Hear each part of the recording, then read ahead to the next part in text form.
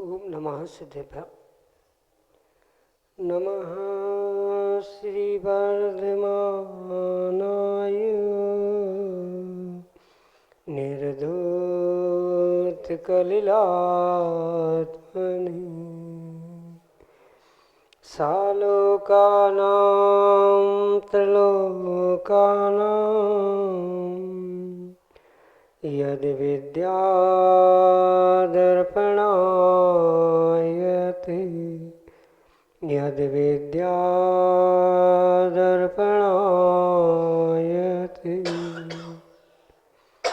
पंच परमेष्टि भगवान की परम पूज्य आचार्य भगवंत गुरुवर विशुद्ध सागर जी मुनि महाराज जी की परम पूज्य मुनि श्री सुप्रभ सागर जी महाराज जी की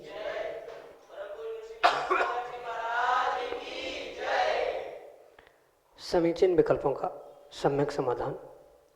सम्यक ज्ञान की एक ऐसी अलौकिक विधा जिसके माध्यम से हम सभी प्रतिदिन अपने मन में उठने वाले अनेकानेक समीचीन विकल्पों का सम्यक समाधान आगम के परिप्रेक्ष्य में परम पूज्य मुनिश्री सुप्रभ सागर जी महाराज के मुखारविंद से प्राप्त कर रहे हैं।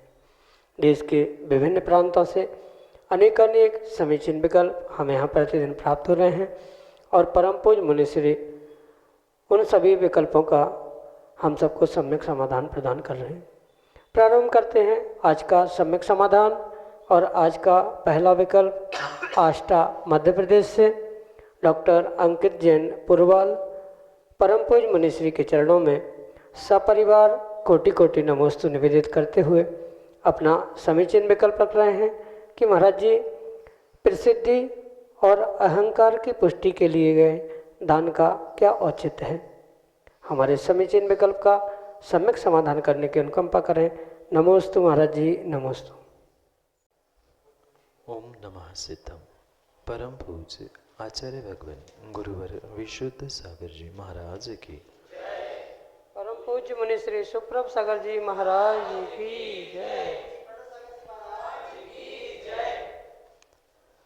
मान बढ़ाइए कारणी जो धन खर्चे मूढ़, मरकर हाथी होत है धरती लटके सूंढ। ऐसा कहा जाता है जो अपने मान सम्मान प्रतिष्ठा प्रसिद्धि के लिए अपने धन को देते हुए उसे दान मानता है, वह दान मानने के कारण से मरकर हाथी बनता है और उसे उस मूढ़ की उस नाक के पीछे यानी अपने मान सम्मान प्रसिद्धि के पीछे उसने किया हुआ वह धार्मिक कार्य उसे लंबी नाक देने वाला यानी हाथी पर्याय को देने वाला हो सकता है। इसलिए वास्तविकता में आगम में उस दान को दान कहा ही नहीं है जहाँ किसी भी प्रकार का कोई व्यापार होता। भले ही प्रतिष्ठा सम्मान या कहीं पटिया पे नाम आ जाए, इस भावना से दिया हुआ दान एक प्रकार का व्यापार ही है, क्योंकि आपने पैसे दिए और बदले में अपना मान सम्मान चाहा, प्रतिष्ठा चाहिए, कहीं पटिया कहीं कुछ ना कुछ उसके पीछे हमारी आकांक्षा थी। इसलिए वास्तविकता में दान क्या है ये समझना बहुत आवश्यक है। आचार्य भगवंत राजर्षि अमोघ वर्ष महाराज स्पष्ट रूप से कहते हैं किम दानम अनाकांक्षा। अगर संसार में कोई सच्चा दान है तो उसका नाम है अनाकांक्षा, यानी आकांक्षा से रहित होकर जो भी चवन्नी अठन्नी जो भी हमने द्रव्य दिया है वास्तव में वही दान है, अन्य कोई भी दान है ही नहीं है।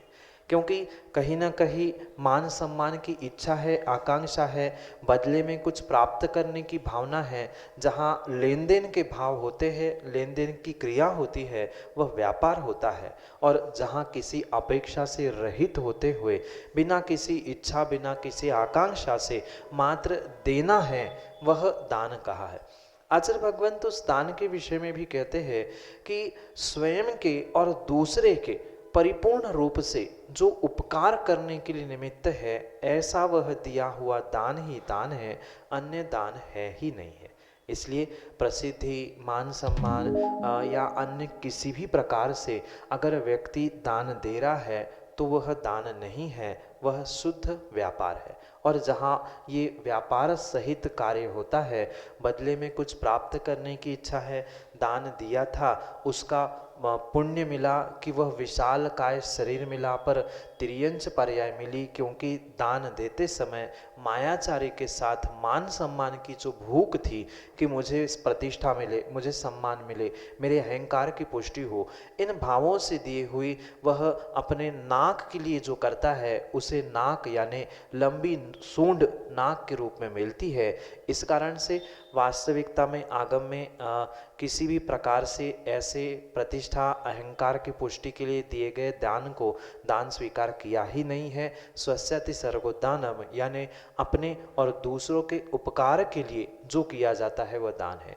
अगर अहंकार से युक्त होकर दिया जा रहा है तो वहाँ किसी भी प्रकार से स्वयं की लोभ कषाय नष्ट नहीं हो रही है, और लोभ कषाय भी नष्ट नहीं हुई, मान कषाय अहंकार खड़ा हो गया, प्रसिद्धि के भाव खड़े हो गए, तो एक के साथ और भी कषाय जुड़ने से वह व्यापार का मायाचारी का भी फल देने वाला हो सकता है। इसलिए अहंकार की पुष्टि या प्रसिद्धि आदि आदि का किसी भी प्रकार से दान देते में कोई औचित्य है ही नहीं है।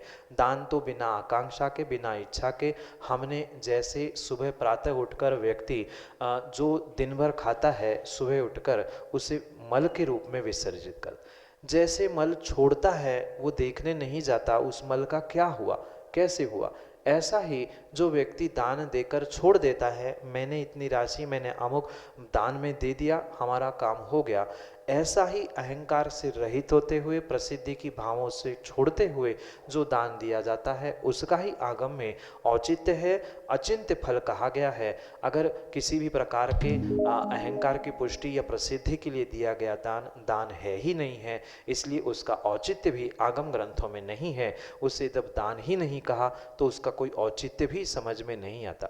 पर वर्तमान के परिप्रेक्ष्य में जो ये देखने में आ रहा है, इसी के लिए आचार्य भगवंतों ने और बहुत सारे नीतिकारों ने लिखा है, मान बढ़ाई कारणे जो धन खर्चे मूढ़, मरकर हाथी होते है धरती लटके सूंड।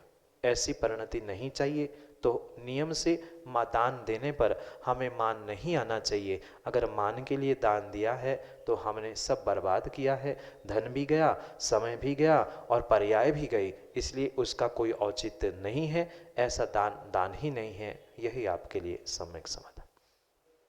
श्रीमती निर्मला जैन, गाड़रवारा, मध्य प्रदेश से परम पूज्य मुनिश्री के चरणों में बारंबार नमोस्तु निवेदित करते हुए अपना समीचीन विकल्प रख रहे हैं कि महाराज जी, सामायिक एवं जाप में क्या अंतर है। हमारे समीचीन विकल्प का सम्यक समाधान करने की अनुकंपा करें। नमोस्तु महाराज जी, नमोस्तु। सामायिक और जाप में समझे तो अंतर है, नहीं समझे तो अंतर नहीं। बहुत सारे जीव जो मंदिर में बैठे बैठे जाप करते हैं उसको ही सामायिक मान बैठते, पर वास्तविकता में मात्र जाप करना, भक्ति पाठ करना उतना सामायिक का अर्थ नहीं है। आर्द्र रौद्र परित्याग तद्धि सामायिकम मतम, ऐसा आचार्य भगवंत कहते हैं। जहाँ आर्द्र रौद्र ध्यान का त्याग होता है वास्तव में वही सामायिक है।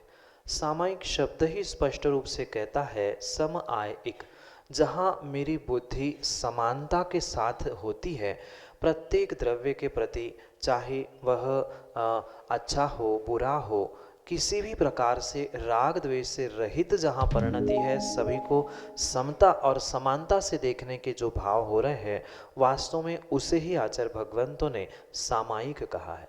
और कथनचित प्राथमिक अवस्था में सामायिक करते समय व्यक्ति जाप कर सकता है, पर जाप करते समय हर बार सामायिक हो जरूरी नहीं है।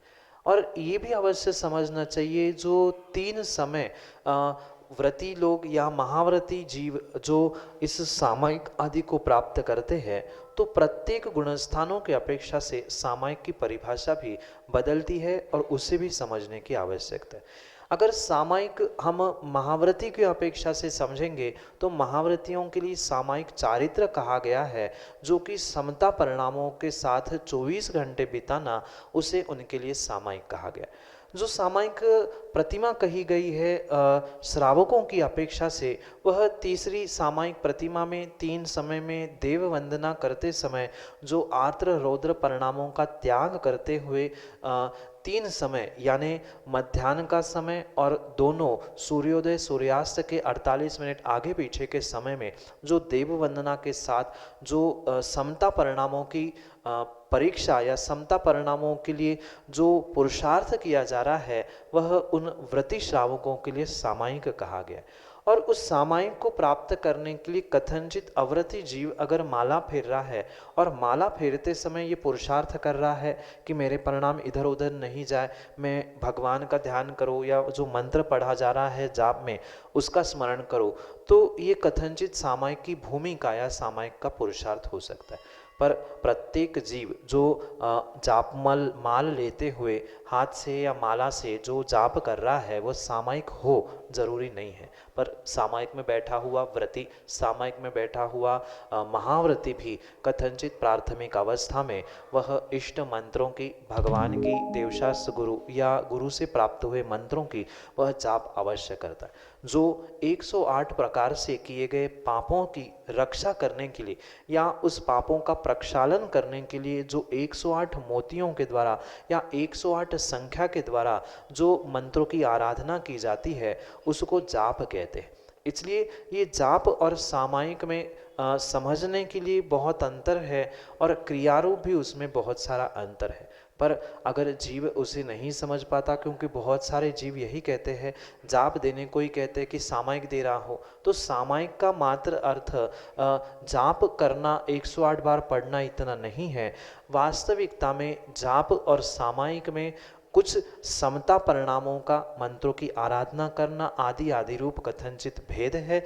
इस अपेक्षा से उन दोनों में अंतर हो सकता है, पर सामायिक करते हुए महाव्रती अणुव्रती उस जाप को प्राप्त कर सकते हैं, पर प्रत्येक जाप के साथ सामायिक हो ये जरूरी नहीं है। समानता से सामान्य भाषा में भले ही उसको एक माना जा रहा हो, एक कहा जा रहा हो, पर उसमें एकत्व नहीं है। कथनचित दोनों में अंतर है। जाप और सामायिक इसमें थोड़ा थोड़ा सा अंतर है। वह महाव्रती और अणुव्रती और सामान्य श्रावक आदि की अपेक्षा से सामान्य रूप से आपके लिए उसका अंतर सम्यक समाधान से। अगले समीचीन विकल्प के लिए परासिया मध्य प्रदेश से हमारे सामने हैं सकल दिगंबर जैन समाज के अध्यक्ष भरत जी अपने समीचीन विकल्प के साथ। पूज्य गुरुवर के चरणों में कोटि कोटि नमन करता हुआ मेरा महाराज जी से यह समाधान करने का अनुरोध है कि क्या आत्म कल्याण भावों की विशुद्धि से ही होता है, क्या साधु बिना यह संभव है? कृपया इसका सम्यक समाधान करने की कृपा करें। हाँ, ये परम सत्य है कि अपने आत्मा के भावों की विशुद्धि के अभाव में कभी भी आत्मा का कल्याण संभव नहीं। जब भी आत्मा का कल्याण होगा भावों की विशुद्धि के साथ ही होगा, पर वह विशुद्धि एक हद तक ही काम की है। जब जीव चरम सीमा पे पहुंचेगा, मतलब 12वें 13वें 14वें गुण स्थान में पहुंचेगा, तो वहाँ आत्मा की विशुद्धि का भी ह्रास होते हुए मात्र आत्मा में जो तल्लीनता है, लीनता है, एकाग्रता है, उतने से ही वह आत्म कल्याण या निर्वाण की प्राप्ति संभव। पर जैसे कहा जाता है कारण के लिए कारण होना आवश्यक होता है, योग्य भावों को बनाने के लिए योग्य द्रव्य, क्षेत्र, काल और भावों की आवश्यकता अनिवार्य होती। इस कारण से जो आत्म कल्याण की विशुद्धि के भाव होते हैं वह कदापि श्रावक अवस्था में होना संभव नहीं है, क्योंकि प्रत्येक पर्याय की, प्रत्येक अवस्था की एक प्रत्याशक्ति होती है। प्रत्याशक्ति का मतलब नजदीकता होती। जैसे जिसकी नजदीकता होती है वैसा स्वयं में भी अपने आप से वह व्यक्ति अनुभव करता है, फील करता है। कई बार आपने मुनिराजों को आहार दिए तो आपने जो धोती दुपट्टे पहने हैं उस धोती दुपट्टे में अपने आप आपको एक विशुद्धि का या एक अलग भावों का फील आता है कि मैंने कुछ आज हट के किया। उन धोती दुपट्टों के साथ आप कभी बाजार में नहीं घूम सकते, या बाजार में घूमने वाला व्यक्ति कभी उस shirt pant jeans T shirt में आके भगवान के कलश नहीं ढाल सकता।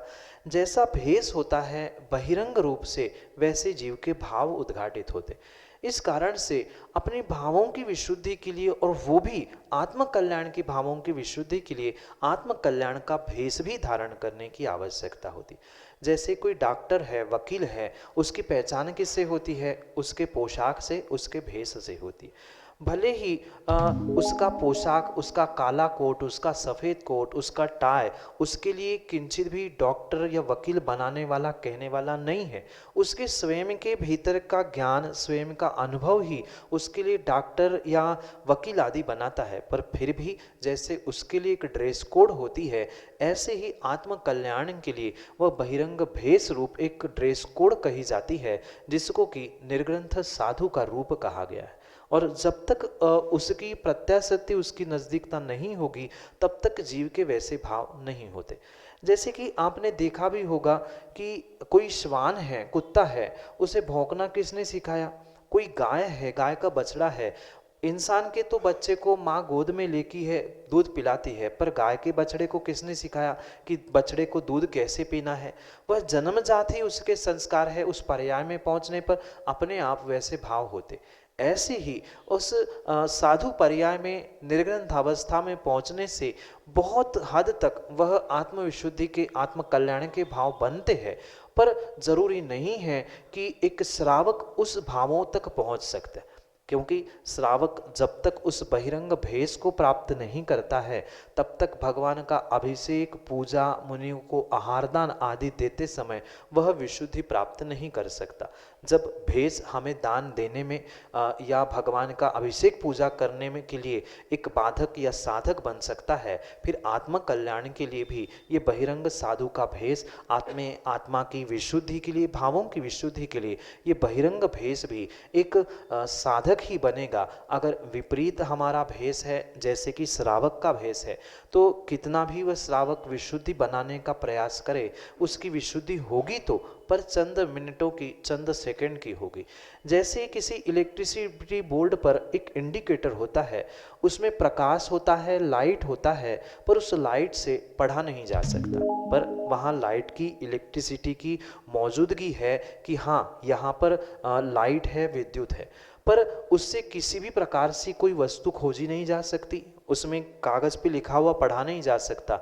ऐसे ही श्रावक की जो आत्म कल्याण की विशुद्धि बनेगी, वह बोर्ड पे लगे हुए इंडिकेटर के समान है। पर जो निर्ग्रंथ साधु की भेष या उसकी अवस्था, उसकी पर्याय को प्राप्त करने के बाद वह हैलोजन की तरीके से वह आत्म कल्याण की विशुद्धि प्राप्त होगी, जिसमें अपने आत्मा का भी कल्याण दिखेगा और जनमानस का भी कल्याण दिखेगा। इसलिए वह परम सत्य है कि आत्मा का कल्याण परिपूर्ण रूप से स्वयं के भावों की विशुद्धि पर है, पर स्वयं की भावों की विशुद्धि वह निर्ग्रंथ भेष प्राप्त करने पर ही मिलेगी, अन्यथा नहीं मिल सकती। क्योंकि कितना भी श्रावक प्रयास करे, उसका परिग्रह भले ही सीमित हो, पर वह परिग्रह है। और जहाँ परिग्रह है, परिग्रह नंदी रौद्र ध्यान भी होगा। वह इष्ट मिला, नहीं मिला, अनिष्ट मिला, आदि आदि रूप आर्द्र रौद्र ध्यानों का परिणमन होता रहेगा। इसलिए उनका अखंड रूप से वह आत्मविशुद्धि, आत्म कल्याण के उत्कृष्ट भावों को प्राप्त करने की संभावना नहीं होती। इसलिए आत्म कल्याण के लिए भले ही आत्मा की ही विशुद्ध परिणाम चाहिए, पर उसके लिए भेष की, पर्याय की, अवस्था की, द्रव्य क्षेत्र काल आदि की सब निमित्त रूप आवश्यकता होती है। यही आपके लिए सम्यक समाधान। सौरभ जैन, जो नारदेव मध्य प्रदेश से, अगले समीचीन विकल्प के लिए हमारे सामने। नमोस्तु महाराज जी, नमोस्तु महाराज जी। मेरा प्रश्न यह है कि यदि छिपकली कीड़ों का भक्षण करती है, तो यदि हम लाइट बंद कर देते हैं तो हमें पाप लगेगा या पुण्य लगेगा उसमें? नमोस्तु महाराज। छिपकली का पर्याय का ही परिणमन ऐसा है कि वह जहाँ कीड़े जीव दिखती है वहाँ वह झपट जाए। और श्रावक का वास्तव में यही कर्तव्य होना चाहिए कि उन जीवों की वह परिपूर्ण रूप से रक्षा करे। ये करणानियों के सिद्धांतों से सौरभ भाई समझने की आवश्यकता है कि हम जीवों की रक्षा कर रहे हैं, इसका तो हमें पुण्य परिपूर्ण रूप से मिलेगा, पर वहाँ 20, 25, 50 जीवों की रक्षा का तो पुण्य मिलेगा, पर साथ में वह जो छिपकली थी उसका भोजन ही कीड़े था, हमने उसके उस भोजन करने में विघ्न डाला था, तो कुछ अंशों में हमें पाप का भी आश्रयबंध होगा। ऐसा नहीं होता कि एक कार्य करने से एक ही फल मिलता है। एक कार्य करते समय हमारे जैसे भाव, हमारे जैसे परिणाम, हमारी जैसी परिणति है, वैसे ही हमारे मन वचन काय से कहीं ना कहीं हमें पुण्य पाप का एक साथ आश्रयबंध होता रहता है। और उसमें से जिसके शक्त्यांश अधिक होते हैं उसका हमें फल रूप उसका प्रतिफल मिलता है, क्योंकि आचार्य भगवंत कहते हैं बंधित को परिणाम कौच। जहाँ परिणाम अधिक है, जहाँ शक्त्यांश अधिक है, उस शक्त्यांश के अनुसार अन्य क्रिया उसमें प्रतिपादित या उसमें प्रघटित होते हुए मिश्र होते हुए देखी जाती।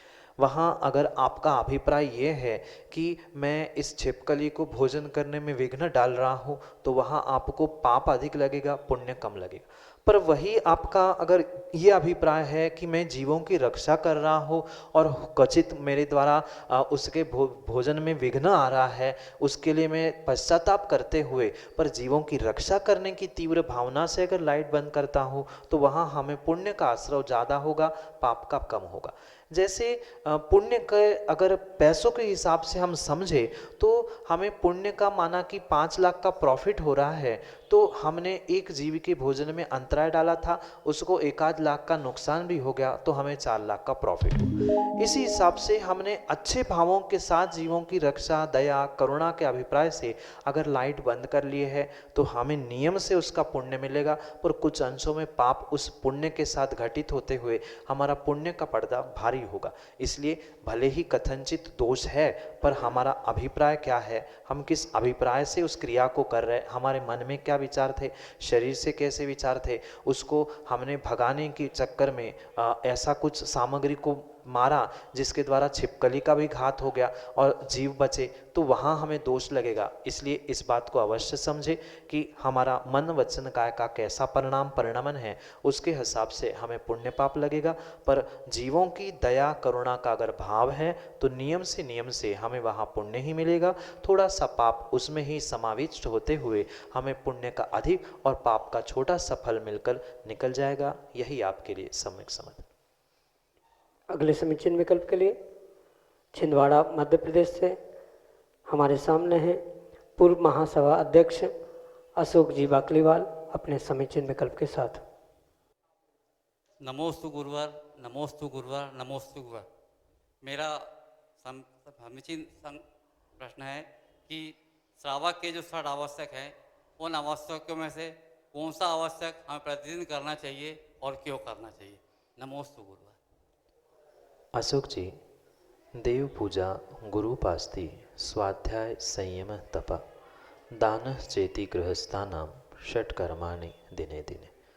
वहाँ स्पष्ट रूप से आचार्य भगवंत और सभी कवि यही समझाते हैं, षट कर्माणि दिने दिने।